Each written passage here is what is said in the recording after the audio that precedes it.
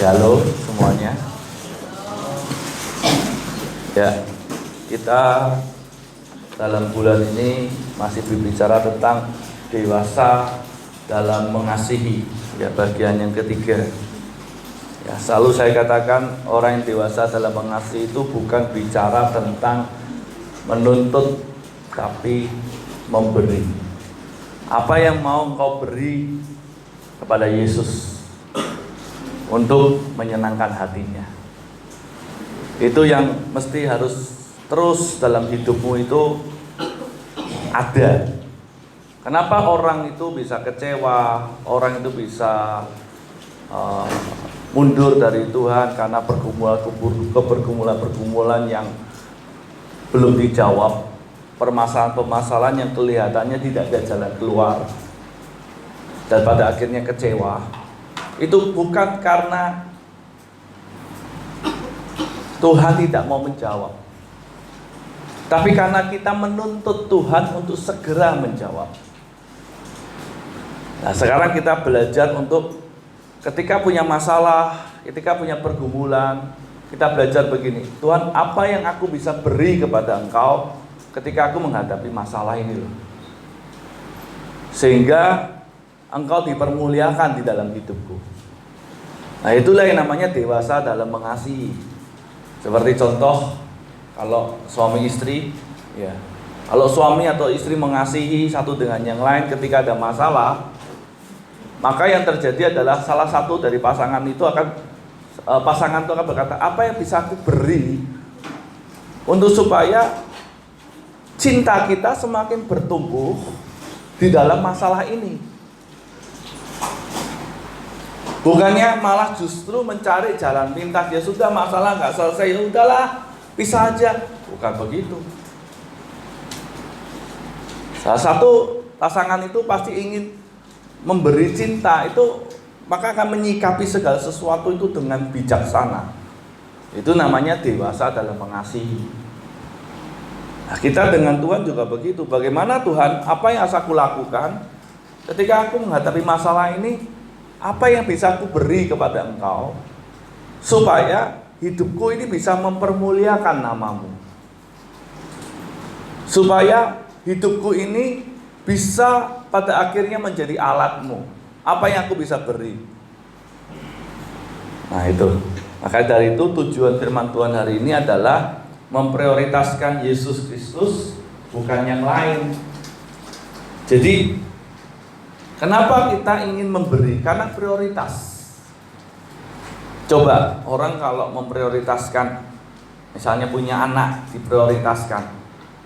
Namanya orang tua ketika dia mengasihi anaknya, memprioritaskan anaknya, dia akan terus belajar untuk memberi apapun yang anaknya butuhkan. Bukan minta ya, butuhkan. Orang tua tidak akan menuntut anaknya.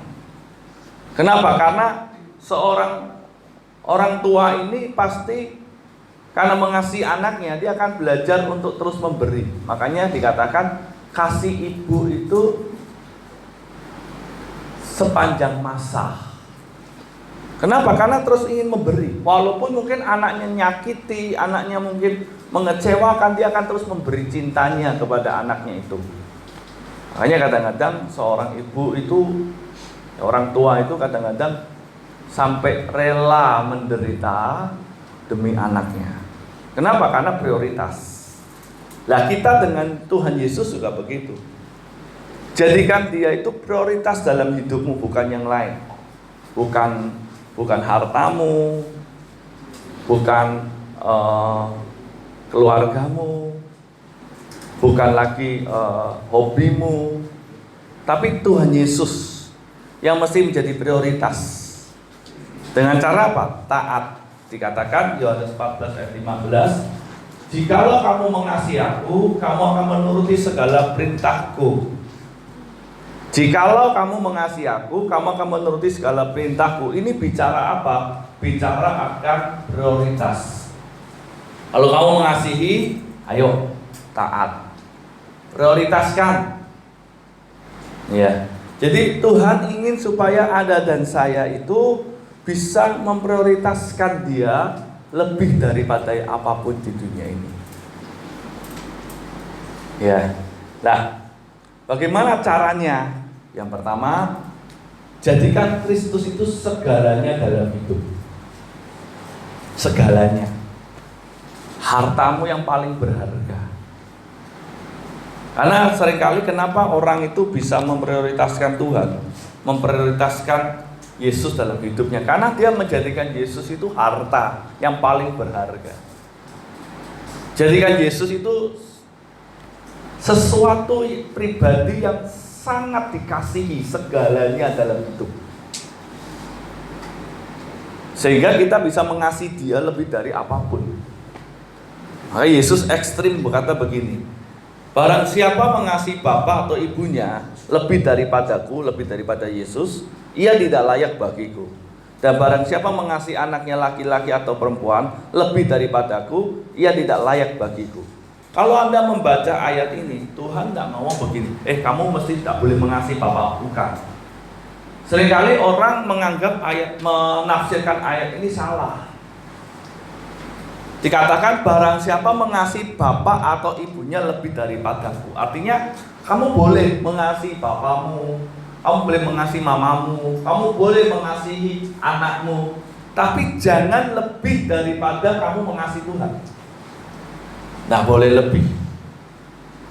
Makanya kalau kita bicara tentang mengasihi, hukumnya Tuhan itu yang pertama, kasihilah Tuhanmu dengan segenap. Baru kasihilah sesamamu manusia seperti dirimu sendiri. Jadi sesama manusia ya siapa? Ya termasuk papa mamahmu, bapak ibumu, anakmu, ya sesamamu manusia, mertua, menantu, saudara. Nah itu namanya sesama. Nah Tuhan katakan, kalau kamu mau memprioritaskan Tuhan dalam hidupmu, jadikan dia segalanya. Baru kamu bisa memprioritaskan. Prioritasmu bukan yang lain. Prioritasmu mesti Yesus. Jadi segala sesuatu yang kamu mau lakukan itu bukan untuk menyenangkan orang lain. Mungkin dulu kamu melakukan sesuatu untuk menyenangkan orang tuamu, untuk menyenangkan pasanganmu, untuk menyenangkan anakmu. Sekarang karena Yesus segalanya, ketika kamu melakukan sesuatu, kamu lakukan itu untuk menyenangkan hatinya Yesus. Jadi sudah berbeda. Ya kayak orang misalnya lagi pacaran, dia mengasihi pacarnya sampai lebih daripada dirinya, itu salah. Mengasihi anak lebih daripada dirinya, itu salah. Yang harusnya lebih daripada dirimu dalam hal mengasihi itu Yesus. Kamu mesti mengasihi Yesus lebih daripada dirimu, keluar dari dirimu. Berarti segenap gitu. Jadi ketika Anda mengasihi anakmu, lakukan itu karena untuk menyenangkan Yesus. Jadi ini bukan sesuatu yang Anda harus ini segala-galanya, tidak bisa. Makanya seringkali banyak orang Kristen terjebak di sini. Kenapa tidak bisa memprioritaskan Tuhan dalam hidupnya? Karena dia mengasihi itu lebih. Dalam pekerjaan juga sama. Kadang-kadang orang mengasihi pekerjaan itu lebih sampai akhirnya lupa Tuhan. Tuhan nggak melarang Anda bekerja, sungguh-sungguh nggak melarang. Tapi ingat, kamu mesti prioritaskan Tuhanmu di atas segalanya. Jadi ketika mungkin ada sesuatu yang kira-kira kamu tahu pekerjaan itu bisa menjauhkan kamu dari kasih Tuhan, kamu mesti ingat, ini bahaya ini. Berarti ini pekerjaan tidak benar. Kalau sampai menjauhkan aku dari kasih Tuhan, walaupun kau berkata, Pak ini untungnya besar, lebih baik aku kehilangan daripada aku kehilangan Tuhan. Orang yang mau jadikan Kristus segala-galanya, dia akan mengatur segala sesuatunya dalam hidup ini, waktunya istimewa, mesti prioritasnya Tuhan. Itu segala-galanya. Nah, kenapa kamu mau menjadikan itu segala-galanya dalam hidupmu? Karena kasihnya itu pertama. Yang kedua, karena kamu mau nanti setelah hidupku selesai di dunia ini, aku masuk dalam kemuliaan kekal. Nah itu loh. Makanya pandangan kita itu mesti kepada langit baru, bumi baru. Bumi kita nanti akan hancur. Coba sekarang Anda perhatikan, bumi kita itu sudah krisis, saya katakan. Ya, ozon kita mungkin orang katakan penelitian sudah mulai bocor. Makanya kutub utara kan mencair. Kutub utara esnya nggak pernah mencair. Anda tahu mencairnya seberapa es bokanya? Katanya sih 1 negara Singapura. Bayangkan aja seberapa besar. Makanya debit air sekarang itu meningkat terus. Saya dengar katanya 1 tahun bisa 2-3 cm, 5 cm. Itu tinggi loh. Ini kalau terus begini terus, dengar-dengar beberapa pulau di Indonesia bisa tenggelam. Apalagi belum lagi nanti lempengan-lempengan ini yang ada di dalam laut itu kalau dia patah akan menyebabkan tsunami. Jadi bumi kita itu krisis sebenarnya. Dan Tuhan sudah mengatakan itu. Akan ada banyak bencana alam. Kalau sekarang Anda perhatikan, sekarang banyak bencana alam. Nah pertanyaannya, hartamu itu siapa? Ketika nanti kamu selesai di dunia ini,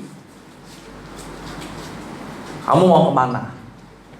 Nah itu yang kita mesti harus pikirkan terus. Dalam hidup ini tidak bisa Anda, Pak saya nggak perlu pikirkan, tidak bisa. Karena kita akan menghadapi itu. Kalau kita bisa memikirkan itu, maka kita bisa mempersiapkan segala sesuatunya. Dan kita bisa mengambil langkah yang benar. Kenapa orang hidupnya tidak bisa tertata dengan baik? Kenapa orang hidupnya kok terserah? Jadi semaunya saja, nggak ada tujuan. Karena dia nggak pernah memikirkan. Coba orang kalau memikirkan, dia akan menata hidupnya dengan sungguh-sungguh. Nah itu, jadi jadikan Kristus itu segalanya dalam hidup. Nah ini ditunjukkan dengan apa? Dengan ketaatan kita kepada Kristus. Jadi yang Tuhan mau itu sebenarnya menjadikan Kristus segala-galanya itu adalah ketaatan kita. Jadi taatmu itu sampai benar-benar segenap hati, tidak ada alasan gitu loh.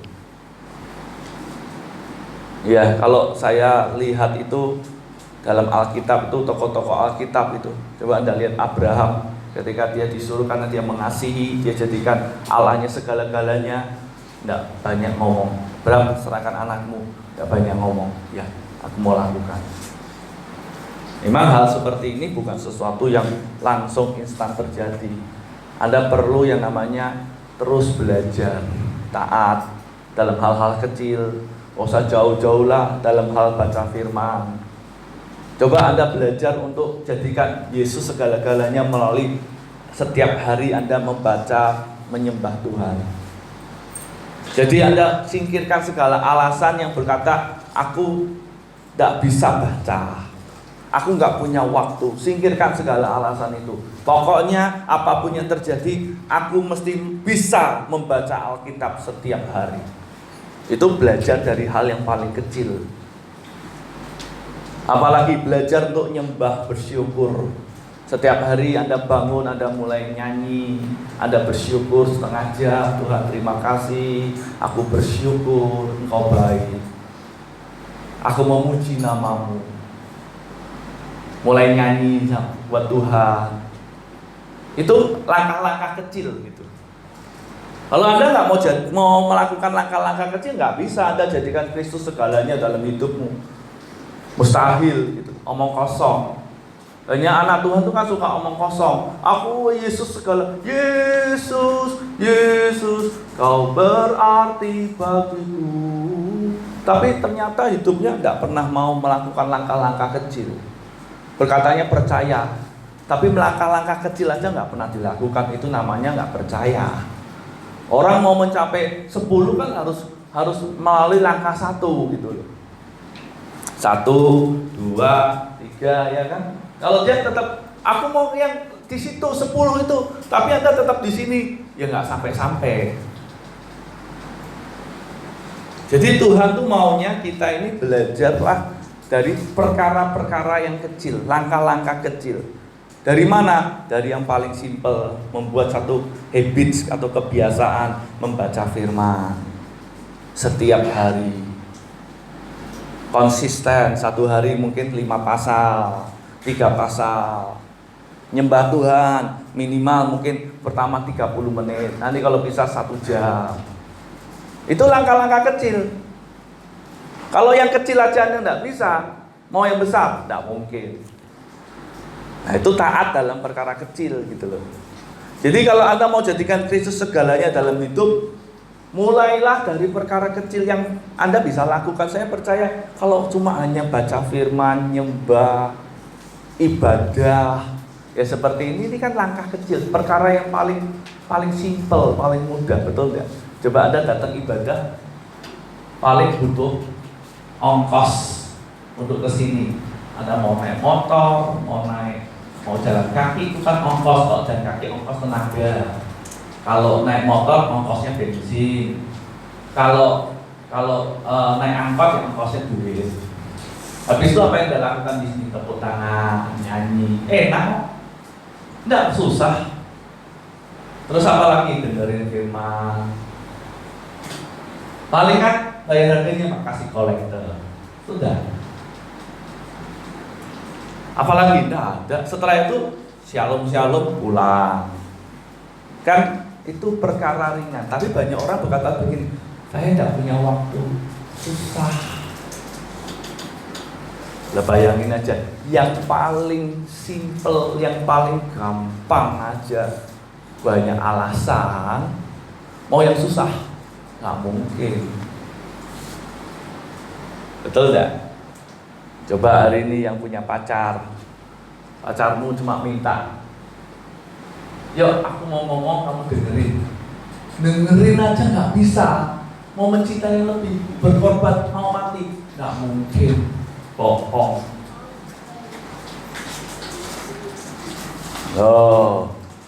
Itu kita belajar untuk menjadikan Kristus segalanya dalam hidup. Tuhan nggak suruh bikin itu. Ayo tinggalkan tuh kerjaanmu tuh, itu nggak baik tuh, bisa mencelakakan kamu.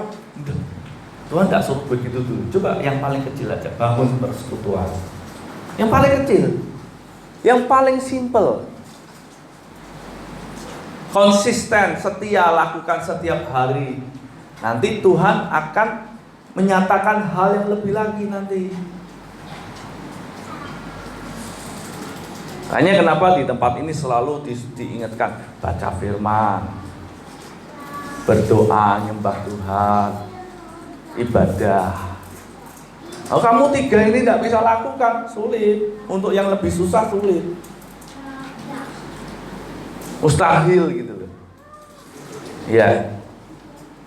Makanya Ulangan 8 ayat 2 dikatakan begini, ingatlah kepada suatu perjalanan yang kau lakukan atas kehendak Tuhan Allahmu di padang gurun selama 40 tahun ini, dengan maksud merendahkan hatimu dan mencobai engkau untuk mengetahui apa yang ada dalam hatimu, yakni apakah engkau berpegang pada perintahnya atau tidak. Jadi Tuhan tuh kadang ingin tahu hati kita. Makanya Anda kan mesti bangun. Dan sekarang begini, Tuhan kasih perintah, baca firman. Hal yang paling simpel aja, Anda nggak mau lakukan. Tuhan tahu kamu nggak cinta. Betul nggak? Kamu nggak cinta. Kalau kamu cinta, hal yang paling kecil pun kamu akan lakukan. Lalu orang berkata kalau cinta tuh katanya samudra pun boleh mati. Iya toh. Sekarang kamu yang belum melewati samudra, hanya melewati selokan aja, yang cuma sekecil gini, Anda berkata, aku nggak bisa, males aku, capek aku. Cintakah itu? Oh, kamu melewati selokan tinggal begini aja, tuk lewat. Kok, aduh, kakiku banyak alasan, nggak mau aku, kakiku capek, mau samudra, nggak mungkin. Nah, kadang-kadang Tuhan itu merendahkan hatimu, mencobai engkau untuk mengetahui hatimu itu apa toh. Muji, mencoba itu memuji. Makanya di sini ya, pasangan-pasangan belum menikah, uji loh pasanganmu. Cinta nggak sama kamu? Ya, jadi kita ini harus mau menjadikan Kristus segalanya. Itu yang pertama. Yang kedua, siap kehilangan hak. Orang yang namanya memprioritaskan, orang namanya mencintai, itu mesti siap kehilangan hak. Suami-suami, istri-istri, saya yakin Anda banyak kehilangan hakmu. Kenapa? Misalnya dulu waktu bujangan, mungkin yang istri-istri atau suami-suami ya teman lawan jenisnya banyak. Ya mungkin yang istri-istri dulu kumbangnya banyak yang mendekati gitu. Tapi ketika menikah, Anda mesti ngusiri semua, kehilangan hak. Loh kan aku kan ya kayak dekat, gak apa-apa toh, gak bisa. Itu karena dilakukan demi cintamu. Nah kita juga sama, dengan Tuhan harus siap kehilangan hak. Ketika ada dosa menghampiri hidupmu, walaupun itu menyenangkan, kamu berkata, aku gak mau, karena ini dosa. Ketika kamu harus belajar mengampuni, kamu kehilangan hak untuk membenci, kehilangan hak untuk membalas, kehilangan hak untuk melakukan apa yang kamu mau. Kamu memilih untuk mengampuni, itu kehilangan hak. Dan itu bukan hal yang mudah. Makanya kalau Anda yang pertama tidak bisa, tidak yakin tuh yang ini bisa.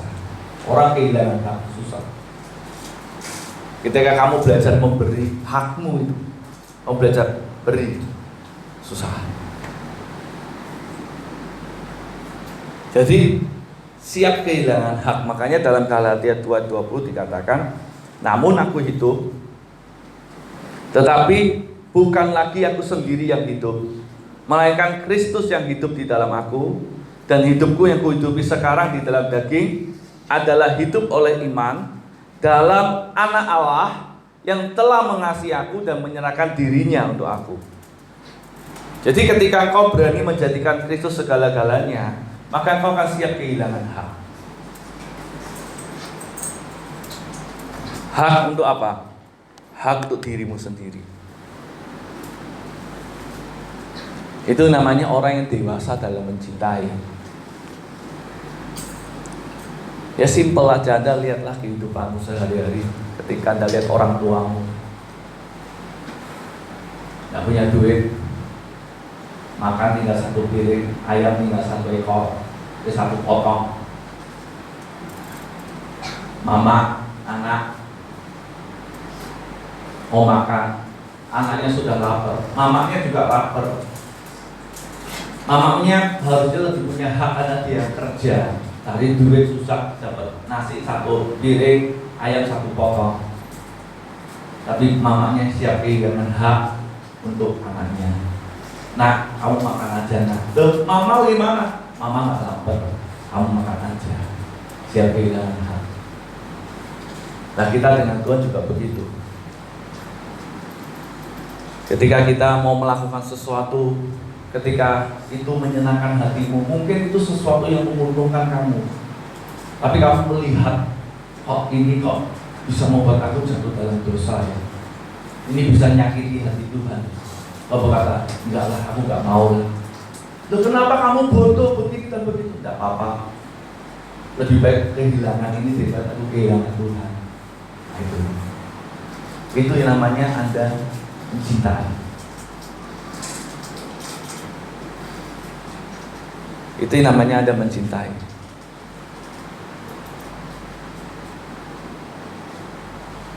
Jadi seringkali orang itu takut kehilangan haknya. Berani gak kamu kehilangan hak untuk Yesus yang segala-galanya dalam hidupmu?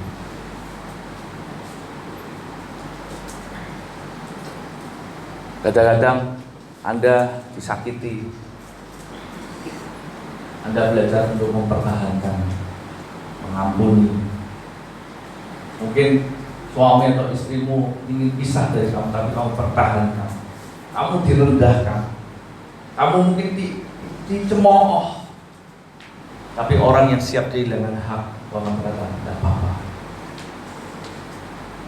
Aku lakukan bukan hanya demi pasanganmu, tapi demi Yesus. Itu orang yang siap kehilangan hak. Seringkali banyak orang nggak siap, ngomongnya cinta, tapi bohong. Makanya saya selalu katakan, lakukan hal yang paling kecil aja lah, nggak usah yang besar-besar lah. Coba belajar untuk baca firman itu, renungkan. Kamu tahu nggak, ketika kamu mengambil waktumu yang terbaik, untuk kamu siapkan waktu yang terbaik untuk baca firman, renungkan firman, nyembah Tuhan. Ketika handphonemu kamu matikan, ketika kamu masuk kamarmu, kamu kunci kamarmu, kamu mau waktumu dengan Tuhan, kamu juga belajar untuk kehilangan hak, melepaskan hak. Hak apa? Untuk lihat HP, hak untuk nonton TV, hak untuk senang-senang. Kamu belajar. Hari ini Anda datang ke gereja, beribadah, nyembah Tuhan, kamu juga belajar untuk kehilangan hak. Apa? Bangun siang, kan bisa bangun siang ya, betul nggak? Mingguan dari tempat istirahat, aku mau bangun pagi, aku mau ibadah, ada kehilangan hak. Ketika Anda belajar untuk memberi yang terbaik, itu kehilangan hak. Makanya belajar dari hal yang kecil. Kalau orang nggak mau belajar dari hal yang kecil, nggak bisa. Seperti melayani, belajar melayani itu siap kehilangan hak, lakukan yang terbaik. Belajar tunduk, itu kan kehilangan hak. Aku lebih hebat kok, apa aku harus tunduk? Wah, enggak, menundukkan diri. Yes. Orang berkata, kamu harusnya bisa lebih, kamu kan lebih hebat. Kita berkata, no, enggak apa-apa. Itu namanya siap kehilangan hak. Hidupku bukan lagi aku sendiri, namun Kristus. Nah itu, Anda kalau memang mencintai Tuhan harus berani di situ. Kalau nggak berani, susah. Segala sesuatu kamu lakukan, ukurannya adalah apakah hati Tuhan disenangkan. Jadi mencintai itu artinya siap meninggalkan kehidupan yang menyakiti hatinya Yesus demi Kristus. Jadi siapa yang tahu hal apa yang menyakiti hati Tuhan dalam hidupmu? Kamu sendiri. Makanya kenapa Anda perlu bersekutu supaya Roh Kudus itu memberitahukan, ini loh, ini yang ini tidak benar. Ayo berubah yang ini. Ini loh dosa. Ayo bertobat. Jadi siap meninggalkan. Makanya dalam Galatia 5:24 dikatakan, barang siapa menjadi milik Kristus Yesus, ia telah menyalibkan daging dengan segala hawa nafsu dan keinginannya. Jadi orang yang siap kehilangan hak itu orang yang mau menyalibkan dagingnya, mematikan hawa nafsunya. Berapa lama? Setiap hari. Sampai kapan? Sampai akhir hidupnya. Nah itu loh. Jadi ya, Anda dan saya harus siap untuk istilahnya gini, menyalibkan diri, sangkal diri, salibkan diri setiap hari. Itu orang yang siap kehilangan hak. Karena Anda tahu itu menyakiti hati Tuhan. Nah, kenapa Anda lakukan itu? Karena mencintai. Nah, seringkali kan kita dengar cinta Tuhan, aku mau cinta Yesus selamanya. Dan sekarang kamu mau berani berkata begitu, siap tidak kehilangan hak?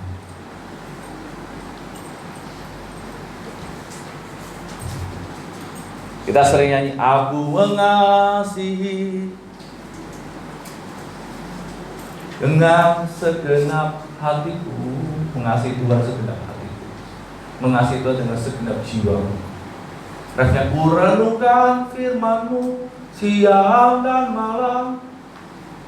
Terus, ku pegang firman-Mu dan ku lakukan. Nah, sekarang bertanya, kamu lakukan enggak? Renungkan enggak?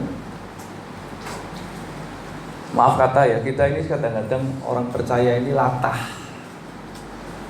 I love you, aku cinta Yesus, aku cinta, sambil nangis-nangis. Habis itu seperti uap angin, enggak lagi. Ketika diperhadapkan sesuatu yang itu menyenangkan dagingnya, tapi itu tidak benar, Anda berkata, Tuhan sekali ini aja lah ya Tuhan, tidak apa-apa lah, nanti aku minta ampun kan Tuhan ampuni. Tahu itu sesuatu yang menyakiti hati Tuhan, tetap dilakukan. Ya, aku kilaf Tuhan. Artinya nggak siap kehilangan hak. Disakiti sedikit, marah, kecewa. Aku nggak mau lagi ke gereja, aku nggak mau lagi baca Alkitab, percuma. Nggak mencintai itu namanya. Itu namanya nggak mencintai, itu namanya memanfaatkan. Nah, seringkali banyak orang percaya, orang Kristen memanfaatkan Tuhan. Lagi ada masalah cari Tuhan, ketika Tuhan nggak jawab, kecewa, marah sama Tuhan. Apa? Aku punya masalah, Tuhan nggak jawab, kecewa. Itu namanya memanfaatkan. Tapi ketika dia sudah dapatkan doamu kecil-kecil didapatkan, terus Tuhan dilupakan. Itu kan sukanya memanfaatkan. Ayo, kita yang suka memanfaatkan Tuhan bertobat. Bertobat. Mau enggak Anda hari ini dimanfaatkan sama pasanganmu? Anda yang punya pasangan, Anda yang punya anak dimanfaatkan sama anakmu. Orang tua memanfaatkan anak. Kira-kira mau enggak yang Anda dimanfaatkan? Lagi butuh aja, sayangnya setengah mati. Ketika nggak butuh ditinggalin. Nggak ada yang mau loh. Tuhan juga nggak mau. Jadi mencintai itu artinya meninggalkan kehidupan yang menyakiti hatinya, termasuk memanfaatkan Tuhan. Anda mesti belajar untuk selalu bersyukur. Tuhan, apapun yang terjadi, aku mau berkata Engkau baik. Aku tetap mau mencintai Engkau. Aku tetap mau hidup benar. Walaupun apapun yang terjadi, mungkin aku harus mengalami masalah. Mungkin masalahnya nggak selesai, nggak apa-apa. Aku tetap mencintai Tuhan. Aku tetap mau benar. Itu namanya Anda mencintai. Jadi siap kehilangan hak. Dan yang ketiga, ketika orang mencintai, dia memprioritaskan Tuhan, maka yang ketiga, hidupnya untuk kesenangannya. Hidup untuk kesenangannya Tuhan. Jadi pertama, Anda jadikan Kristus segala-galanya dulu, baru Anda siap kehilangan hak. Kalau Anda sudah siap kehilangan hak, maka Anda dapat hidup untuk kesenangannya. Artinya apa? Selalu melakukan apa yang menyenangkan hatinya. Jadi kalau dua ini Anda nggak bisa. Mau hidup untuk kesenangannya nggak mungkin. Apa kesenangannya Tuhan? 1 Petrus 1 ayat 15 dan 16. Tetapi hendaklah kamu menjadi kudus di dalam seluruh hidupmu, sama seperti Dia yang kudus yang telah memanggil kamu. Sebab ada tertulis, kuduslah kamu sebab aku kudus. Apa kesenangannya? Keserupaan dengan Kristus, dengan Tuhan Allah kita, Yesus Kristus. Apa itu kudus? Mau kudus, Anda harus jadikan Kristus segalanya, sehingga Anda mau bersekutu, Anda mau terus hidup benar, terus menerus, sehingga hidupmu bisa untuk kesenangannya. Ya, selalu mau bersekutu dengannya. Jadi bersekutu itu jadi sebuah habit, kebiasaan, kerinduan, sebuah kehausan. Tuhan, kalau aku nggak ketemu Tuhan, hatiku tuh ada yang hilang gitu. Seperti itu, pesan kekasih dulu. Coba kalian yang lagi pacaran itu Tuhan. Kalau rasanya kalau nggak dengar suaranya itu, waduh rasanya hati itu kayak gelisah ya. Apa yang kurang ya? Oh, belum telepon. Kayak suami istri gitu loh. Coba kalau suami istri kadang-kadang suami kehilangan istri-istrinya, mungkin dipanggil Tuhan. Rasanya tuh waduh kayak separuh jiwanya tuh diambil.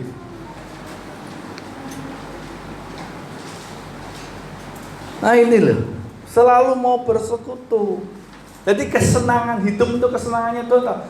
Dia mau selalu bersekutu sama Tuhan, nggak mau kehilangan Tuhan. Dia mau terus nempel sama Tuhan. Kenapa? Karena dia mau menyenangkan. Nah, Tuhan ngomong waktu itu ada Marta dan Maria. Yesus datang ke rumah Marta Maria. Marta ini sibuk ya, nyiapin makanan, ya nyiapin jamuan untuk Tuhan Yesus. Maria ini duduk di kaki Tuhan sambil dengerin Yesus ngomong. Waktu dia duduk di kaki Tuhan, Marta ini mulai ngomel sama Tuhan. Tuhan Yesus tegur tuh Maria. Saya sibuk kok Maria duduk enak-enak dengerin kamu ngomong. Apa dikatakan Yesus? Marta, Marta, kenapa kamu menyibukkan diri? Maria itu mengambil bagian yang terbaik yang tidak akan pernah bisa diambil oleh siapapun. Jadi Tuhan itu ketika Anda datang dalam hidup, Tuhan tidak butuh kamu sibuk-sibuk untuk ngomong-ngomong. Ya, seperti kami kalau datang ke rumah jemaat, karena kami nggak butuh harus dikasih makan, nggak butuh harus dikasih snack. Bagi kami duduk bersama-sama, ngobrol-ngobrol, kami udah senang sebenarnya. Makanya seringkali kalau kami ke rumah jemaat kan, udah usah sibuk-sibuk, udah duduk aja. Karena kita pengennya ngobrol-ngobrol, datang pengen ngobrol-ngobrol. Ya itu loh. Kita nggak kepingin dikasih makan apa. Bagi kami, nggak usah habisin waktu, duduk ngobrol-ngobrol ya. Itu sudah enak. Karena ingin bersekutu. Nah kadang-kadang kita dengan Tuhan itu terlalu basa-basi gitu. Sibuk ini, sibuk itu, sibuk ini. Kita pikir ini itu Tuhan, ternyata Tuhan loh. Ngapa kamu menyibukkan diri itu dalam? Yang bukannya salah, itu Tuhan nggak nyalahin, nggak salah. Kamu sibuk ini untuk kebaikan, untuk yang terbaik itu nggak salah. Tapi Tuhan ngomong gini, sudahlah, yuk sama-sama ngobrol, duduk ya dengerin aku. Nah itu yang namanya bersekutu. Jadi Tuhan tuh mau kita tuh bersekutu, dan itu menyenangkan hati Tuhan. Itu untuk kesenangannya. Jadi itu sebuah hal yang jadi suatu kehausan kita gitu. Seperti kadang-kadang ya dulu kalau suami pulang dari kerja gitu, kenapa kok istrimu kok seperti orang kepo gitu, datang nyambut kamu, terus dia mau bikinin kopi, kamu mungkin bikinin teh, atau dia cuma pengen dengar ceritamu. Kamu tuh pulang cerita dong, aku pengen dengar. Dia pengen ngomong-ngomong sama kamu sebenarnya. Tapi kan kadang-kadang suami kalau lelah itu capek kan, ngapa kamu lebay begitu, kepo-kepo begitu. Nah Tuhan itu sebenarnya juga begitu kepo kadang dengan kita. Apa? Kadang kasih masalah. Supaya apa? kamu datang toh sama aku. Makanya kenapa kamu dikasih masalah? Supaya datang. Ya. Siapa yang bergaul dengan orang bijak menjadi bijak. Siapa berteman dengan orang bebal menjadi malang. Jadi karena Tuhan tahu kalau kamu nggak bersekutu sama aku, kamu nggak bisa jadi sama seperti aku. Kamu nggak akan bisa menyenangkan hatiku. Jadi dengan siapa kamu bergaul, ya seperti itulah dirimu. Kamu bergaul dengan siapa? Orang brengsek, kamu pasti jadi brengsek. Kamu bergaul dengan orang benar, kamu jadi benar. Lah bayangin kalau kita bergaul sama Tuhan, ya kita akan jadi seperti Tuhan nanti. Karakternya, jiwanya. Kita bisa serupa dengan Yesus. Kita bisa kudus. Nah, tapi kalau kita nggak mau konsisten, nggak mau terus, tidak menjadi kerinduan, ya susah. Makanya Kejadian 6 ayat 9, inilah riwayatmu, Nuh adalah seorang yang benar dan tidak bercela di antara orang-orang sejamannya. Anda perhatikan, dan Nuh ditekankan di sini, hidup bergaul dengan Allah. Bagaimana Anda bisa kudus sama seperti Kristus yang kudus? Bergaul dengan Allah. Tanpa itu tidak bisa. Makanya kalau Anda mau benar bergaul dengan Allah itu mutlak. Nah, dari awal saya katakan, coba lakukan hal-hal yang kecil. Belajarlah dalam perkara-perkara yang kecil. Bersekutu dengan Tuhan. Baca firman, renungin firman, berdoa, ibadah. Itu yang paling simpel, yang paling mudah. Tapi banyak orang tidak bisa melakukan. Ini belajar nyangkal diri, salibkan diri itu dari yang paling simpel ini loh. Ini yang paling gampang nih. Nggak usah disuruh, yuk salibkan waktu kamu marah, yuk sabar. Belum. Nggak usah yang begitu dulu. Baca Alkitab dulu lah, renungkan. Yuk, apapun yang terjadi, misalnya targetkan diri misalnya 5 pasal satu hari. Waduh, baca baru 1 pasal Nggak, ambil air, cuci muka, baca lagi. Apalagi nyembah, 1 jam nyembah, nyanyi, nyembah. Waduh, itu sangkal diri pikul salib. Ibadah, sangkal diri pikul salib. Makanya orang kalau suruh baca firman rata-rata males. Pak, enak baca renungan. Kenapa? Beda Pak, baca renungan tuh lebih semangat.